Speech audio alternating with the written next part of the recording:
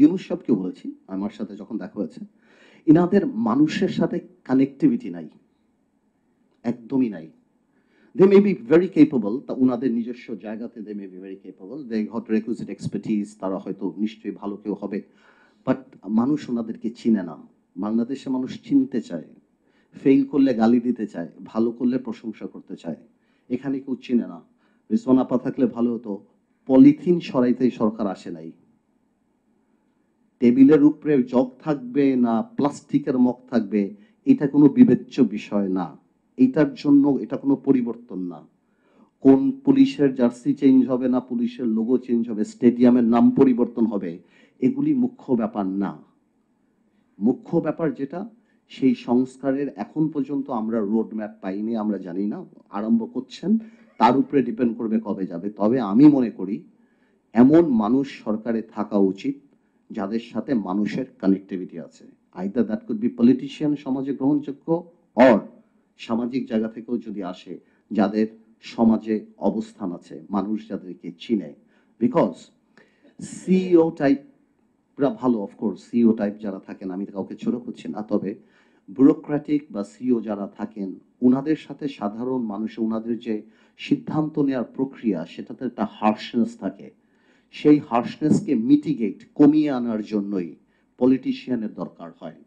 Politician সেই হার্শনেসটাকে মিটে। আজকে গার্মেন্টসের গন্ডগোল, একটা শ্রমিক নেতা নাই যে তাদের সাথে যে কথা বলে, ফেল করুক, নো প্রবলেম, ফেল করুক। আমরা যখন জেলখানায় ছিলাম তখন জেলের রায়টের মতো হচ্ছিল, শেখ হাসিনা ক্ষমতা থেকে যাওয়ার পরে। জেলার এসে আমাকে, অ্যানি চৌধুরী আর আমিনুলকে নিয়ে গেছে, পার্থ ভাই আপনারা থামান, আপনারা নিচে যান, আপনারা কথা বলেন, আপনারা থামান, আমরা পাচ্ছি না, আমাদের কাছে বন্দুক লাঠি সবই আছে, আমরা পাচ্ছি না। তো আমার কথা হলো, not necessarily that we will be able to handle the problem, but মানুষ চাই ফেল করলে আমরা ফেল করি। তো আমার মনে হয় এখনো আমরা চাই এই সরকারটা ভালো করুক। আমি ওরকম বলবো না যে এই সরকার যত সময় লাগে তত সময় থাকুক, না, সেটা কোনো কথা হতে পারে না। এবং সরকারের আমাদেরকে বিশ্বাস করতে হবে, কারণ আপনি এমন কোন আইন বানাতে পারবেন না যে আইন আমরা পরিবর্তন করতে পারবো না। সো আমাদেরকে কিন্তু আপনাকে বিশ্বাস, পলিটিশিয়ান, আমি আমার কথা বলছি না, আমাদেরকে কিন্তু আপনারা বিশ্বাস করতেই হবে। আমরা যারা রাজনীতি করি বা দেশে যদি ডেমোক্রেসি ফেরত আসে, আমরা যদি পার্লামেন্টে যাই, বিএনপি যদি কালকে ক্ষমতা যায়, আপনার সবাইকে গুড বুকে নিয়ে কিন্তু কাজ করতে হবে, যদি আপনি সাস্টেইনেবল জিনিস চান। আর আপনারা যদি মনে করেন যে এক স্বৈরাচারের পর আরেক স্বৈরাচার, আসলেই যদি এই বিলিভ করেন, তা আপনারা দল গঠন করেন, আপনারা আসেন, আপনারা রাজনীতি করেন, আপনারা দেখেন রাজনীতি কেমন, তাহলে বোঝা যাবে। আপনারাও যেমন এক ভোট আছে, বাংলাদেশের মানুষেরও এক ভোট আছে।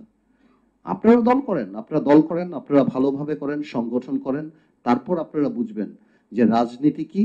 আর একটা একটা একটা অ্যাক্টিভিজম, মানে হঠাৎ করে একটা ঘটনা ঘটানো বা এটা সেটা কি। বাট এই ধরনের কথাবার্তা যখন আসে, আমাদের পলিটিশিয়ানদের জন্য এই জিনিসটা একটু কষ্টকর হয়ে যায়, আমাদের কষ্ট লাগে। আমাদেরও অনেক স্যাক্রিফাইস আছে। হ্যাঁ, আপনারা মেচিউর কাজ করেছেন, আপনারা ভালো করছেন, আপনারা সংবিধান পরিবর্তন করবেন, আপনারা সবই করবেন, বাট আমরা সবাই, যে আমার এক বোন বলল যে বাংলাদেশে সবাই চায় এটার সাথে জড়িত থাকতে, এটার সাথে আলাপ করতে, অ্যাকাউন্টেবিলিটি থাকতে। তো আমি মনে করি আমাদের সবারই উচিত যে যেই যেই দুঃস্বপ্ন থেকে আমরা বের হয়ে আসছি, যেই যেই যেই রেজিম, যেটা যেটা যেটা আমরা তো কোনোভাবেও চাই না যে এটা রেপিটেশন হোক, আর আমরা কোনোভাবেও চাই না যে এই সরকার ফেল করুক। So we are here to help this government, provided that the government feels that help is required. এটা আমাদের জন্য অনেক ইম্পর্টেন্ট।